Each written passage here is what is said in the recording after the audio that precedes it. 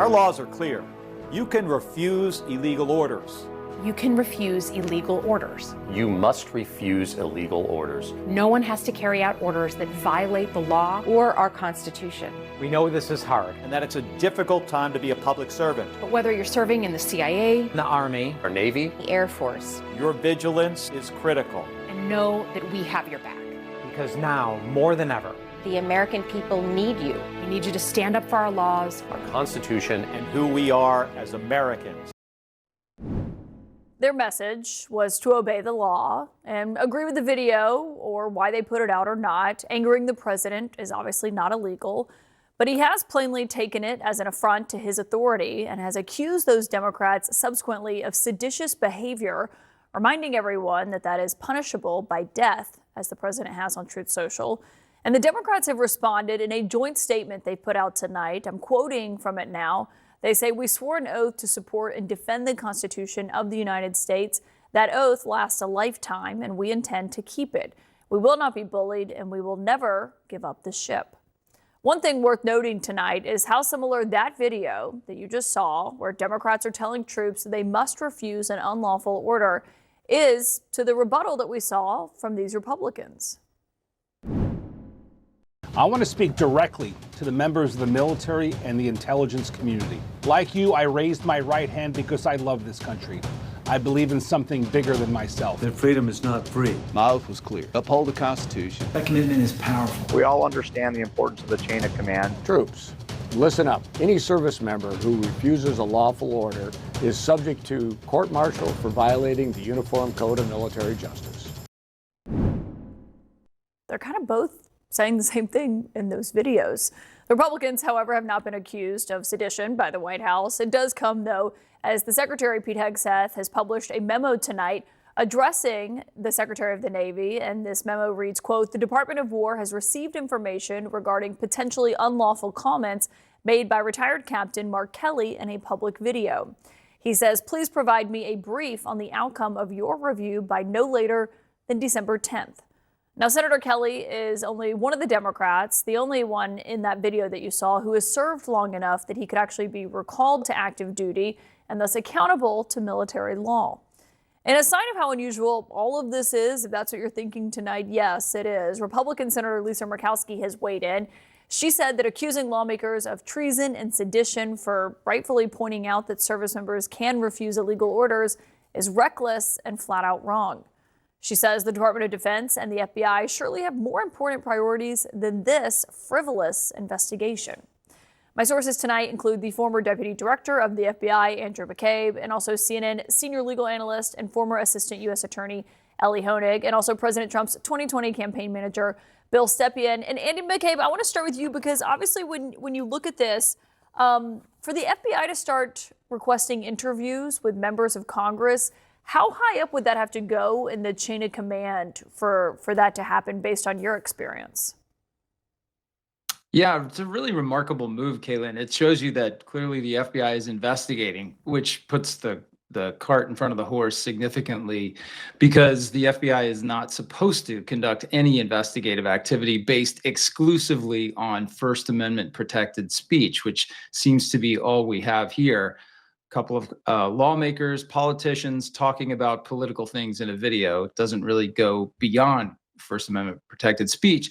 But even if you were to open a case, this is absolutely qualifies as a sensitive investigative matter, as DOJ refers to it, which means you have to get the approval of your head lawyer in the field office that's opening the case. You have to go to headquarters and get different levels of approval from the substantive kind of division that oversees that work, and also the general counsel's office, and then DOJ has to be notified about that. So it's really impossible to imagine that this is going on without direct involvement of some of the highest leadership at both the FBI and DOJ. Yeah, and I should note we did see the FBI director, Kash Patel. He was inside the Oval Office today. It's obviously not clear if this was brought up. But Ellie Honig, okay, so let's say they get these interviews. Legally, what is the objective? What are they going to ask them how the video was made? What would they ask? Legally, none that I can think of. No legitimate objective. Let me be clear here. there is no crime committed by either the Democrats or the Republicans in those two competing videos.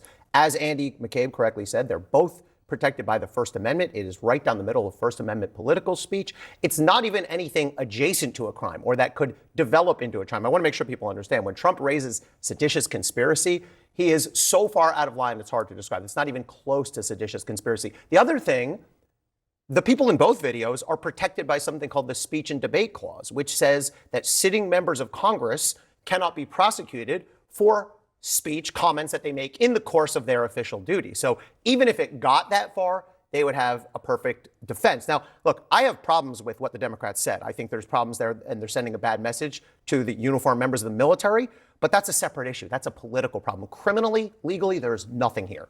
Okay, so Stephen Miller comes out, obviously a key advisor to the president, someone you know, and this is what he had to say tonight about how they see this case.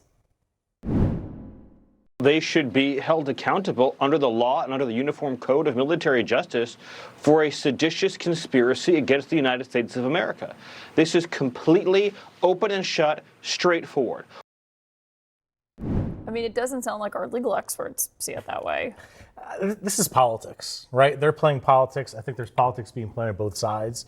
It's a little unseemly, a little gross, but, you know, Mark Kelly sent out 12 different fundraising emails today.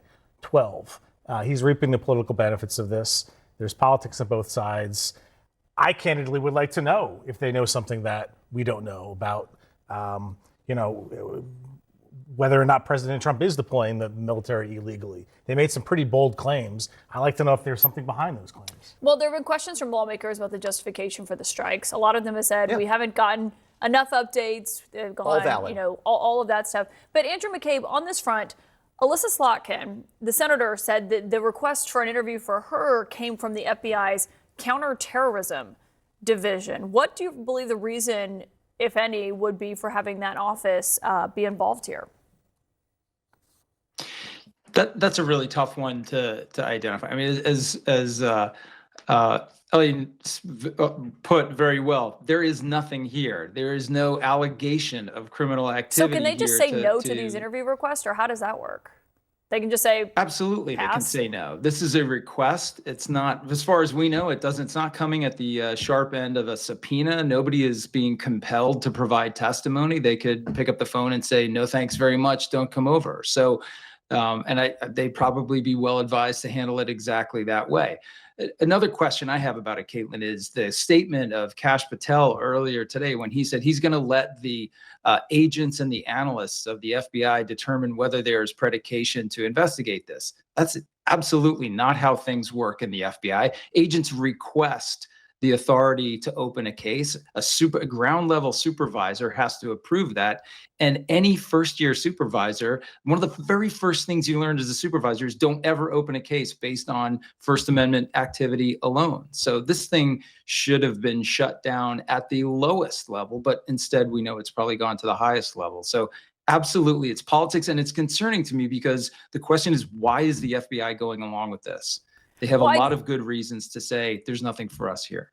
Yeah, and I think that's a good question, Bill, to your point. You said Mark Kelly's fundraising off this. I mean, he wouldn't have anything to fundraise off of if the president didn't accuse him of sedition, to be fair. I mean, the president's reaction, obviously, he could have just said, bad video, I don't like it, unnecessary, but he went way further than, he went way further than that. But to Andy McCabe's point there, it's not just that the president is saying on Truth Social, complaining about something. The FBI is acting at his direction, essentially. Perhaps. I mean, I like to think that they're going after facts and asking questions that I think are unanswered. Slotkin said herself on Sunday when she was asked, do you have any basis for this? She said no. I'd like to know if there's anything there.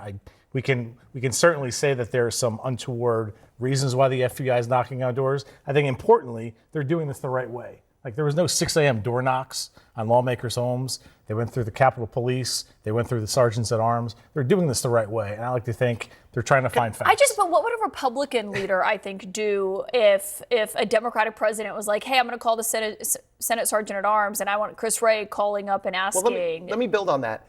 Think of the fuss that, with some legitimacy, Republican senators are raising over the fact that Jack Smith got 2 days worth of their toll records, right? Just line items, who called who. I think that's a legitimate beef. But compare that to this. What if FBI agents had said, we want to interview you because you might have committed sedition. You might need to be executed. Do you think, by the way, as somebody who's worked with Donald Trump and Stephen Miller, do you think they're serious? Do you think they really would stomach and have an appetite to prosecute Mark Kelly and 5 other members of Congress for sedition and imprison them for life? Or do you think this is just political rhetoric? I think there's politics being played on both sides. I think there's some legitimacy being played on both sides, but yeah, this is politics. It's gross. It's the game. Yeah. It is what it is. I mean, I think for President Trump, that answer to that question would be yes, that is what he genuinely wants. Thanks, everyone.